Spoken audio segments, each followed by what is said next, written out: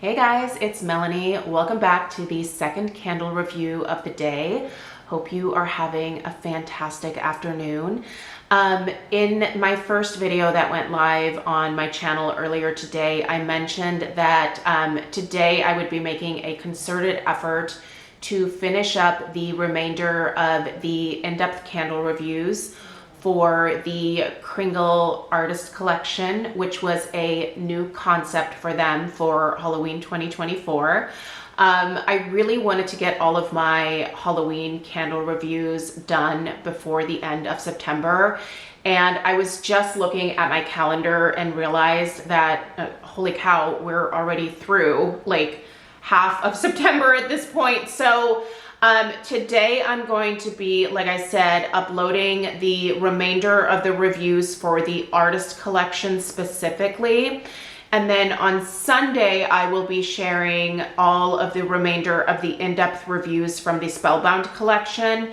And then I think there might be either one or two other stragglers from the Kringle Classic jar release for Halloween. So those will come then early next week, and that will get me to my goal of getting all of these Halloween candles reviewed prior to October actually rolling around. So again, if you're new, definitely hit that subscribe button. That way all of these in-depth candle reviews will land in your subscription feed as soon as they go live here on my channel. So the first review, Whimsical Quirky Balloon Clown, will be linked down below. I will also put a link to where you can purchase Kringle candles. And then I will also put my discount code down there if you want to save yourself a little bit of money. My discount code will save you 15%, or obviously if you have some rewards points, you can also apply them to these Halloween candles as well. All right, let's read through this fragrance description here. I gotta tell you, this fragrance, I kind of love this fragrance. I don't think it's a super Halloween-y scent, but I will say this is a lovely, lovely scent. Okay, Witch Magic Spell Books.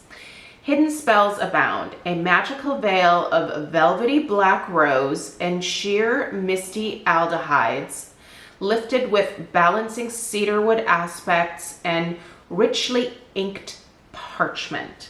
So that's our scent description here. The top notes are floral and aldehydes. The mid notes are cedar and herbal, and the base is musk and patchouli. Honestly, when reading through these fragrance notes, I feel like they are almost kind of deceiving.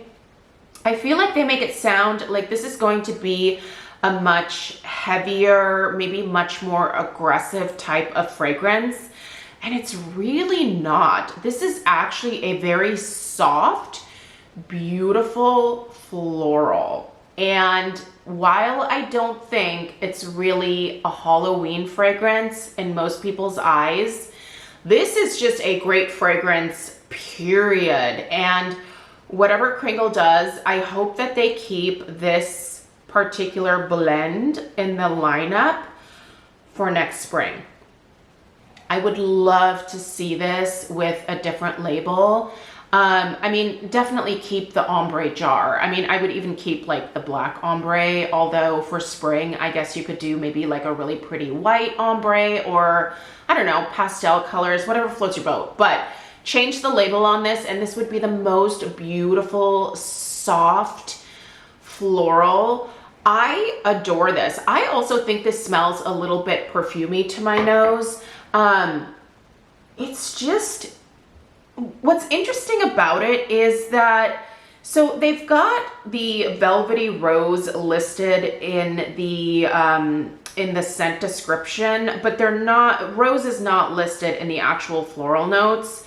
So we do have that floral at the top, but I don't really pick up rose per se. I'm not sure that it is, I don't know, maybe it leans a little bit more peony to my nose, but a really soft, light, like blushed peony. Like I'm talking really subtle, not aggressive.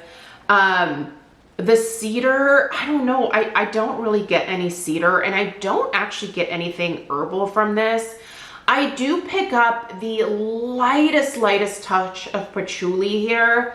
I get a definite muskiness. It's a very soft, clean, light muskiness. This honestly just smells like a beautiful springtime perfume. Like, I would wear this. If this was available from Kringle in a body spray or a perfume, I would wear this. It's absolutely stunning.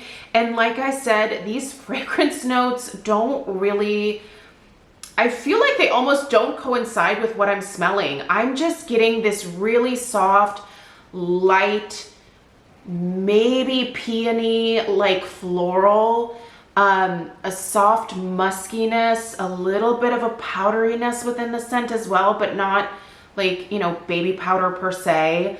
I get a little bit of that patchouli, which I think again increases that like perfumey factor here. It's not the heavy, like earthy, dirty hippie patchouli. I'm talking like that much more perfumey patchouli that Kringle is. I think they actually do a really good job with that. It's just a lovely scent.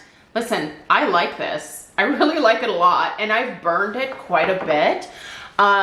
So you can see here, I'm definitely at the halfway point with this one. I just lit this about, I would say 20 minutes ago. And you can see I'm already building up to a nice deep wax pool here. The strength and throw has been, I would say, maybe a little bit less potent than I would really like. Normally with florals, I'm actually okay if they're a touch on the more like less aggressive side. But with this one, I do wish this was just a little bit stronger. I would put the strength of this maybe at like about a 6. If this was like a 7 or a 7.5, 8, that would be perfect. But it's a noticeable scent. It's not like this, I don't want to imply that this is like unfragranced. That's not the case. It's just a little bit more subtle, I guess I should say. The throw, however, I can really smell this one traveling quite a ways in the downstairs of my house. I would put the throw probably at more between like a 7 and an 8. It definitely travels quite a ways. It's just not super potent. Like that's the thing about this one. I would like a little bit more potency to it, even though normally that would not be my request for a floral, but it's just such a beautiful floral that I think it could definitely, you know, it would be very enjoyable if it did have a little bit more oomph to it. Overall burn quality has been great. I mean, there's no discoloration in the wax. There's no sooting. The wicks are doing fine. The wicks on this particular one do not form super massive mushroom tops like some of the other fragrances do. But, you know, with this one, I just do my usual trimming between each burn, and I've had no issues at all. So other than this one being lighter than I would care for it to be, I really like this. I like the fragrance. I just think it was kind of released in the wrong season. That would really be my only complaint here, but it's lovely. I'm trying to decide whether I want to ultimately maybe just finish this one in our downstairs bathroom because it smells really good in there. I've burned it in there a few times, but I also am thinking about maybe putting this one in the candle crock in my master bedroom because I just think this would be a lovely background fragrance. And at this point, I think I could easily get a couple weeks out of it. So I'm kind of tempted to do that. I'll definitely let you guys know in the weekly home fragrance roundup what I end up doing with this one ultimately. But yeah, I want to know what you guys think of this particular scent as well. If you happen to have picked it up, leave your review or your thoughts about it in the comments down below. Thank you guys so much for being here. There are 2 more in-depth reviews coming a little bit later on today. So again, if you're not subscribed, make sure you hit that subscribe button below. And don't forget to give this video a thumbs up if you find it helpful. All right, I'll see you guys in the next one. Take care. Toodaloo.